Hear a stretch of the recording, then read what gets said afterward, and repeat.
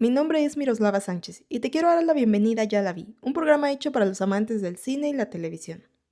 Muy buenos días, damas y caballeros, sean bienvenidos nuevamente a Ya la vi. El día de hoy les quiero hablar de dos películas que vi en el cine la semana pasada y aunque hubo algunas otras que me hubiera gustado cubrir esta semana, pues realmente no tuve el espacio suficiente para hacerlo. Pero estas dos películas, déjenme decirles que tienen mucho de dónde sacarle y de qué hablar acerca de ellas. Vamos a comenzar con la primera, que es Die My Love. Dirigida por Lynne Ramsey, cuenta la historia de Grace, una joven escritora interpretada por Jennifer Lawrence, que se traslada de Nueva York a la América rural para vivir con su novio, Jackson, interpretado por Robert Pattinson, en una casa abandonada, la cual pertenecía al tío muerto de Jackson.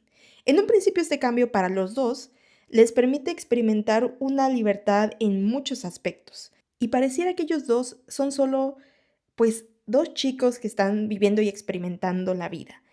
Pero este romance idílico se verá trastocado por el embarazo de Grace y el nacimiento de un bebé que cambiará por completo la vida de los dos y en sí el equilibrio de su familia, si podemos decir que eso existe.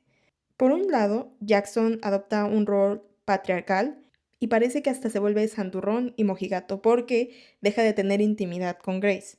Pues en realidad le empieza a rechazar y aparte empieza a ser ausente, mientras que Grace se envuelve como en este estado de depresión, aburrimiento y una profunda insatisfacción sexual. A lo largo de la película vemos cómo el personaje de Grace camina como alma en pena y va cayendo poco a poco en un estado depresivo o de locura. Realmente no sabemos que lo que estamos viendo es real o no en muchas ocasiones.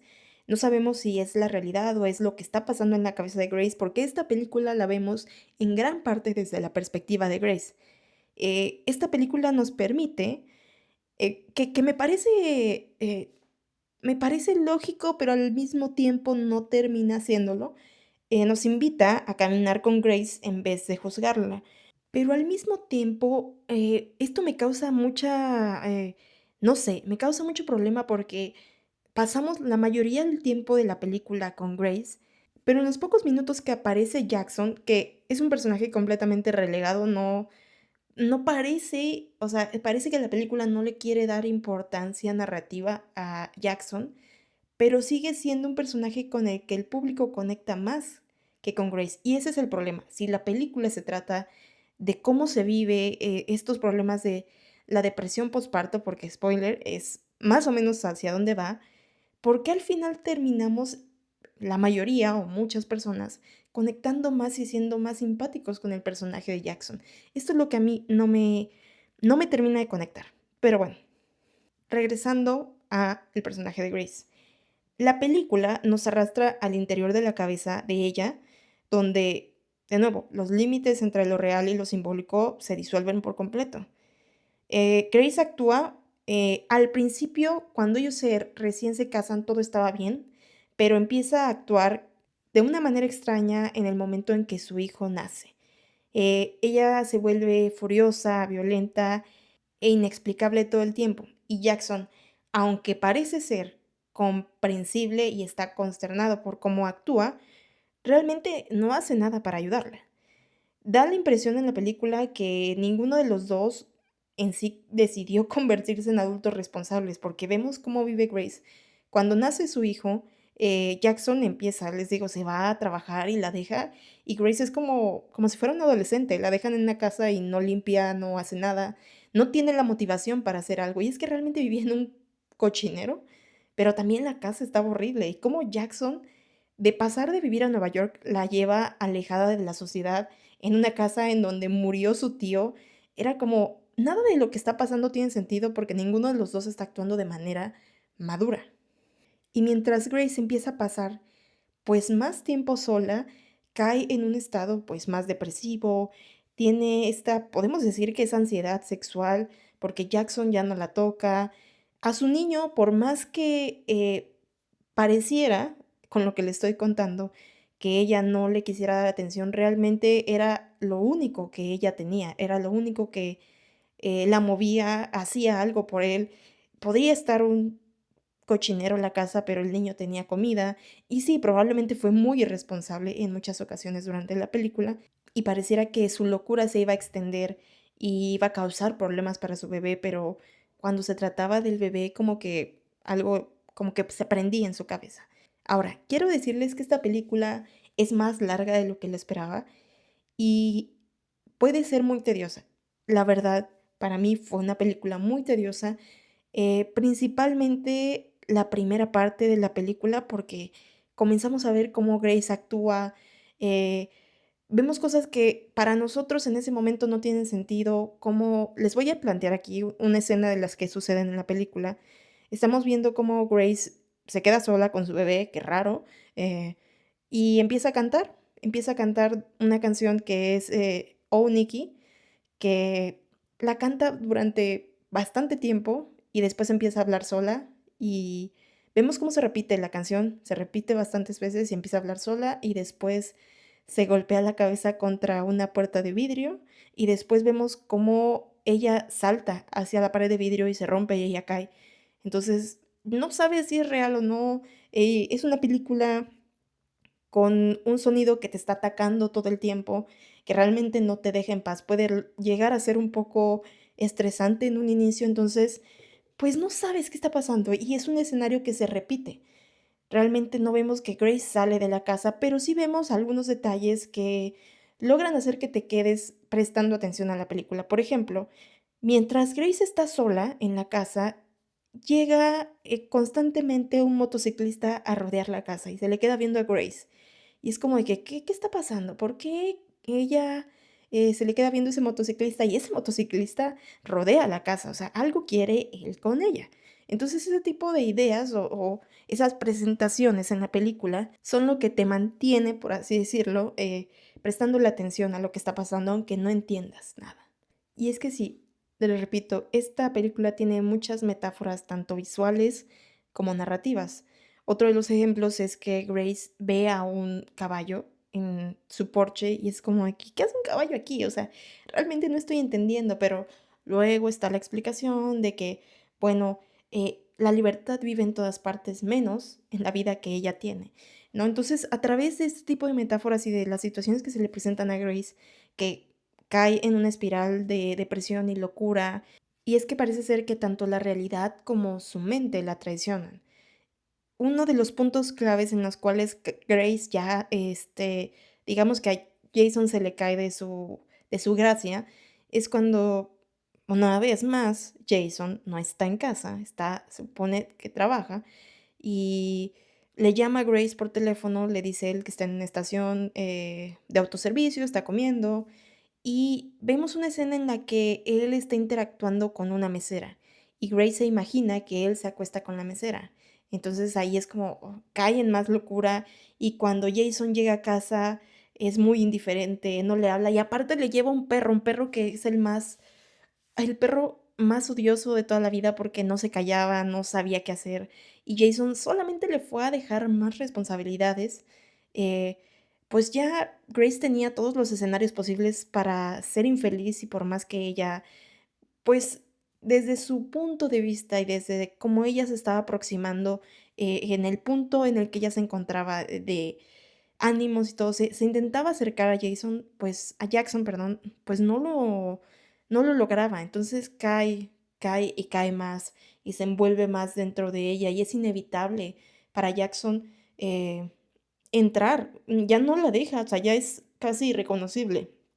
Tanto la familia de Jackson como Jackson ya no la reconocen y hubo discusiones que llegaron a que ella se fuera, hubo problemas, bueno, un montón de cosas. Y vemos cómo en ciertas partes de la historia la realidad sí le da la razón a Grace, porque esto de la mesera, pues parece que es una escena en la cabeza, pero van en un recorrido en la camioneta que se supone que iban a hablar, que iban a enmendar su situación y Grace encuentra preservativos en la camioneta. Entonces la realidad, pues sí era lo que estaba pensando, pero probablemente ella lo estaba exagerando. Entonces después de todo esto, discuten y Jackson, yo no sé de dónde salió, le pidió matrimonio a Grace, lo cual complicó las cosas porque parecía en ese momento que todo estaba bien. Grace se estaba comportando, pero después cae en otra espiral, también pues por las influencias del alcohol. Y es ahí cuando Jackson tiene la gran idea de internarla en un centro psiquiátrico. Ella sale y Jackson cree que ya todo está resuelto. Pero nosotros caminamos con Grace en esta película y vemos que pues realmente no se resuelve nada. Probablemente se apaciguaron algunas ideas, pero el punto es el mismo. Grace está cansada de la vida que lleva y no puede salir de su entorno, no puede salir de esa depresión que tiene y de la locura en la que vive, porque aunque superficialmente parezca que todo cambia, porque Jackson cambia de auto, renueva la casa, intenta como acercarse más a sus amigos, pues para ella las cosas ya no se sienten, ya no se viven, ya no tiene sentido. Y aunque ame a su hijo, pues no se siente bien para seguir con esa vida.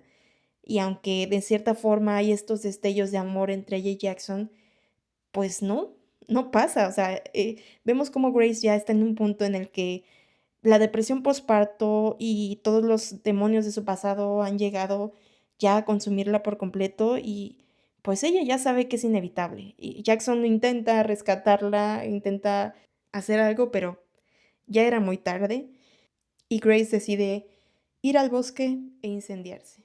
Ella dice, ¿sabes qué? Es suficiente y ya. Y entonces se supone que la película está abordando estos temas de hasta dónde puede llegar la depresión postparto, o sea, el límite de hasta dónde puede llegar. Y es, pues también es una bomba de diferentes cosas, ¿no? Lo que le pasa a Grace en la película, no solamente es culpa de Grace, de su pasado, sino también de la gente que la rodea, que no puede comprender lo que está pasando. Y bueno, en esta película, déjenme decirles que Jennifer Lawrence, como siempre, está increíble. Muchos dicen que es la mejor actuación hasta el momento de Jennifer Lawrence. La verdad es que a mí ella me parece magnética. En cualquier película que ella aparezca es genial. Me gusta mucho cómo actúa ella. Y uno de los pros y también contras de esta película es que Jennifer Lawrence es el ancla de esta película. Creo que sin Jennifer Lawrence la película no hubiera funcionado tan bien como lo hizo, y no estoy diciendo que es una película excelente, pero Jennifer Lawrence lo entrega todo, física y mentalmente, porque ella también ha sido madre, entonces sabe qué es lo que pasa con el personaje de Grace. Creo que si una actriz diferente hubiera interpretado el personaje de Grace, la forma en la que nosotros percibimos la película hubiera cambiado por completo, porque no solo es cómo actúa físicamente, sino también cómo ella juega con el guión y con la comedia que hay en el guión, porque también hay un poco de comedia. Por eso les digo que esta película exige entrega y exige paciencia y necesitas estar ahí para vivirla. A lo mejor y no te gusta cuando termina, no sabes qué decir, pero te quedas con esos momentos picantes de Jennifer Lawrence y también de la desesperación que hay en el personaje de Jackson, de Robert Pattinson, que ambos son muy cómicos, inevitablemente. Entonces, si no hubiera estado Jennifer Lawrence, probablemente hubiera sido una película que no hubiera llamado tanto la atención. Que déjenme decirles, llamó la atención en los festivales, sí, está en plataformas ahora en otros países, pero no está haciendo el boom. Entonces, imagínense, si ahorita la película está más o menos, muchas personas la fueron a ver, en algunos países, a lo mejor aquí en México no tantas, pero si hubiera sido diferente, probablemente hubiera pasado muy por debajo del radar popular, por así decirlo. Porque sí, Jennifer carga con la película. Robert Pattinson pues está ahí más o menos como decoración, como complemento, pero no tanto. Creo que incluso la actriz que hace el papel de la madre de Jackson en la película se lleva más participación que Robert Pattinson en la película. Pero bueno, pues esta sí es una película que nos mete en la cabeza de una mujer con depresión postparto, de una mujer con un vacío emocional, con un trastorno de personalidad y, ay, es que no sé, realmente no sé cómo sentirme acerca de esta película, porque al final puedo decirles que me quedo con una ligera sensación de satisfacción, pero también hay como este problema con el personaje de Grace. Les digo, ¿por qué sentimos más compasión por el personaje Jackson que aparece muy poco tiempo? Pero por Grace nos desespera cuando estamos viendo la película desde su perspectiva. A ver, yo no sé, ustedes cuéntenme, si ya la vieron, díganme qué opinan acerca de esta película. Otra pregunta, ¿creen que esta es una película independiente? ¿Creen que esta pase por indie?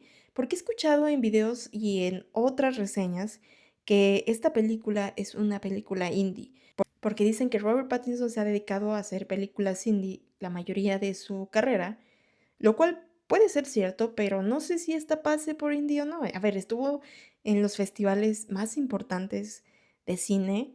No sé, no sé. Ustedes díganme. Y díganme qué les pareció Die My Love, que quiere estar compitiendo en esta temporada de premios. Yo la veo difícil, pero ese es un tema del cual vamos a hablar en otro capítulo.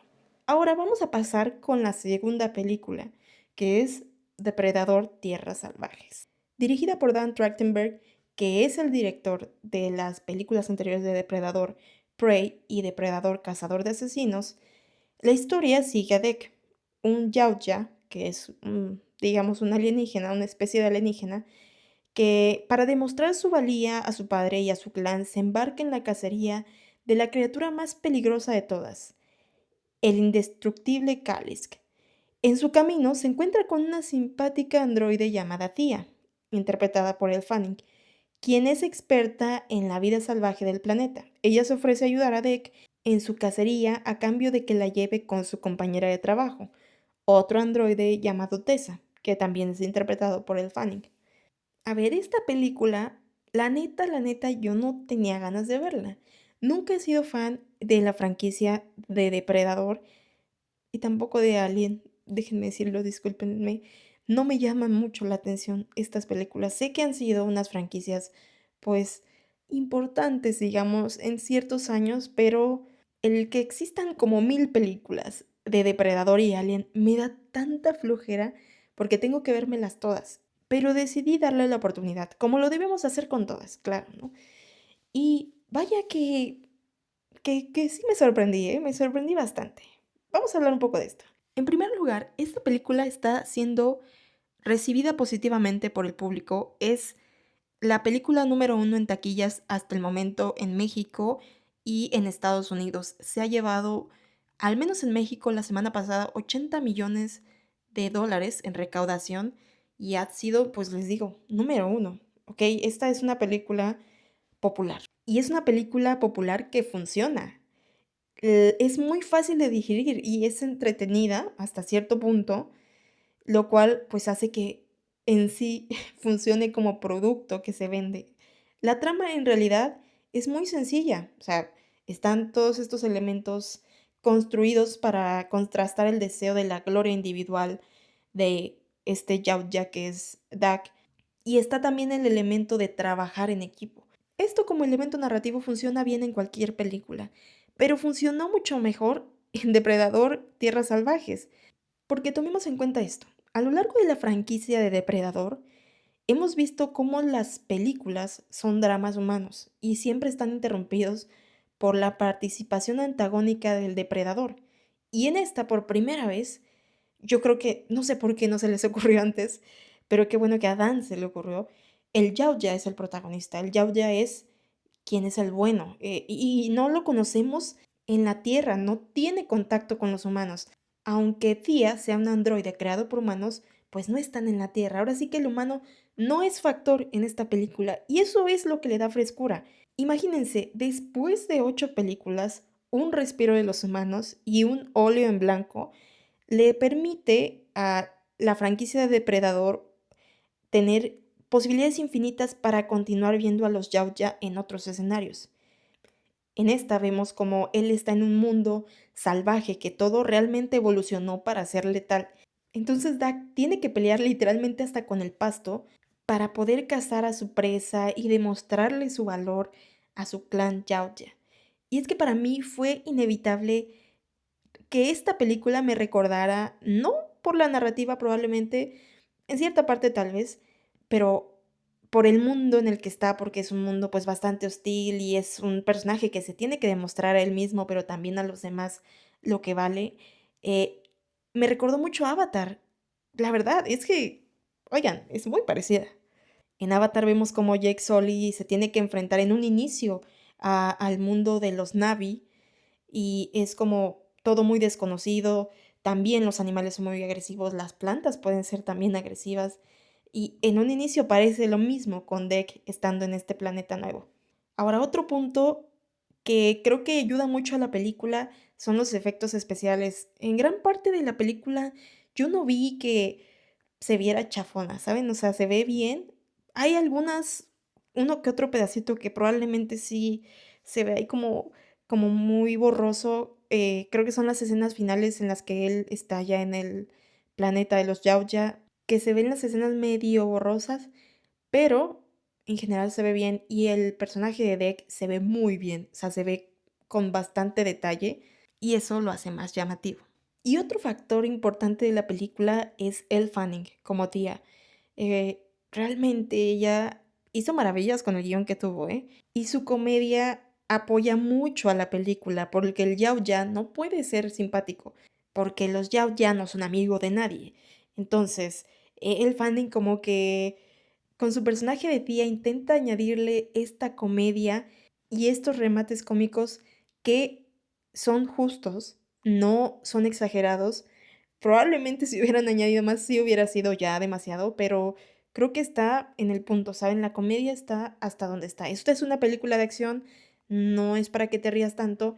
Creo que la parte en la que más nos reímos fue cuando aparece el personaje de Bud, pero en realidad en sí el personaje de Elle Fanning y Elle Fanning agrega mucha tranquilidad, por así decirlo, un toque más a la comedia que hace que esta película en sí sea un paquete pues completo de una película popular.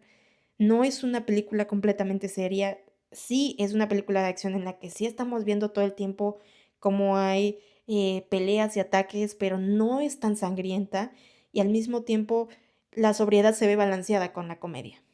Ahora, si no han visto ninguna película de la franquicia de Depredador, probablemente les decepcione saber que las demás no son como esta.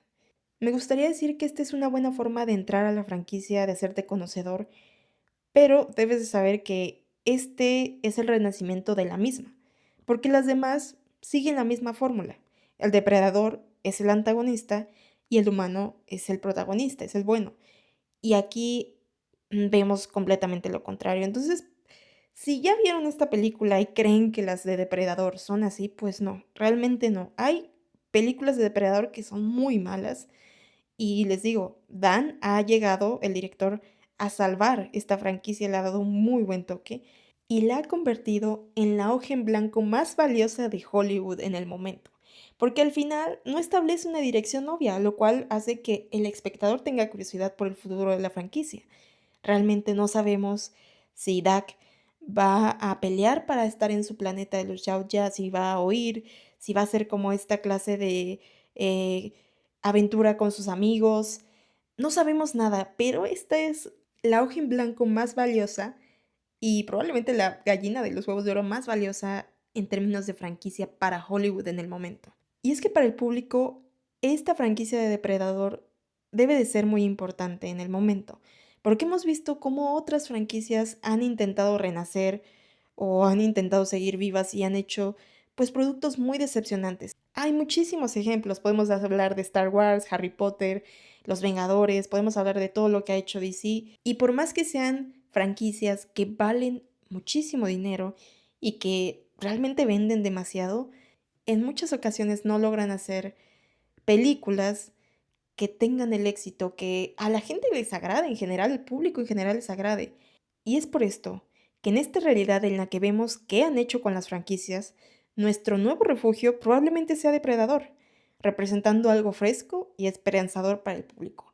Y los números no mienten, ahí está. Y finalmente, tomando en cuenta las dos películas, una está en un lado completamente diferente de la otra. Una, siendo Depredador, tiene una narrativa sencilla que vendió demasiado y la otra, Die My Love, es un poco más complicada, tiene muchas metáforas en la película, es más metódica. Bueno, tiene muchos aspectos que la diferencian, pero ambas buscan algo, y es trascender. Y eso es algo que lo dijo la misma Lynne Ramsey, la directora de Die My Love. No busca que sus películas ganen el Oscar, que sean las más premiadas, pero que sí trascienda, que en 20 años se hable de esta. Entonces yo me pongo a pensar, ¿cuál de las dos va a trascender? ¿A cuál de las dos vamos a mirar dentro de 20 años y recordar que esta era una de las películas del año? O claro, recuerdo esta película, recuerdo lo que pasó dentro de esta película, algo se me quedó. Yo creo que esto depende de cada persona, desde la interpretación y el gusto de las personas. Para mí, Die My Love quiere exponer temas de salud mental de forma experimental, hasta cierto punto. Lynne Ramsey nunca se ha destacado por ser alguien que sigue el guión, que intenta darte el mensaje así nomás. Y aunque es un poco extraña la película, sí me quedo mucho con las actuaciones. Normalmente es con lo que me quedo y con lo que me hace sentir. La película me dejó muy confundida, pero me quedo con la actuación de Jennifer Lawrence y me quedo con lo gracioso que es la interacción entre Jennifer y Robert Pattinson fuera de la película. En términos generales, no sé si esta película para el público vaya a trascender. Ni siquiera sé si vaya a llegar a la temporada de premios como película. Tal vez solamente Jennifer Lawrence llegue a la temporada de premios. O tal vez sí, la gente en 20 años recuerde que esta era una joya independiente, una joya incomprendida. Y por otra parte, Depredador me parece una película agradable que tiene esa fórmula que hace que las películas sean exitosas, que hacen que la película sea de familia y que pues llegue a mucha audiencia. Pero vivimos en una realidad en la que hay muchas películas de esas. Y no solamente son de franquicias que tienen un gran nombre, sino también películas que son solitas y que han hecho eco pues en la comunidad del cine. Un ejemplo de esto es la nueva entrega, la de Running Man. También es una película de acción. He escuchado que tiene muy buenas opiniones del público y tiene una estrella que está por consolidarse que es Glenn Powell. Entonces, si tenemos tantas películas de acción que son agradables, que a la gente le gusta, que venden mucho dinero, en 20 años vamos a diferenciar entre Depredador, Badlands y otra película que fue igual de buena, que tiene, digamos, temáticas similares. No sé, no sé si lo vamos a hacer. Yo creo que debemos de ver qué pasa con Depredador. Aquí tiene la ventaja esta franquicia porque puede continuar. Die My Love tiene que hacer eco por ella misma. Y si no lo hizo en todo el mundo, si la gente no habló tanto de esta película, probablemente no lleve la ventaja de trascender tanto. Pero les digo, eso es algo que queda también a interpretación de cada una de las personas. Si hablamos desde números, pues Depredador va a trascender más económicamente que Die My Love, pero artísticamente, cinematográficamente, ¿cuál de las dos va a trascender más? Esto es algo que les preocupa a los creadores de estas películas y también a cualquier creador, cualquier director, escritor, le preocupa que su producto vaya a trascender. Entonces díganme ustedes, entre estas dos películas, ¿cuál va a trascender? ¿De cuál vamos a estar hablando en 20 años? Y con esta pregunta concluyo el episodio y no me despido sin antes recordarles que pueden seguir al programa como @yalavimedia en Instagram, como ya la vi en TikTok y a mí como Miroslava San con doble N. Espero hayan disfrutado este episodio y nos vemos hasta la próxima.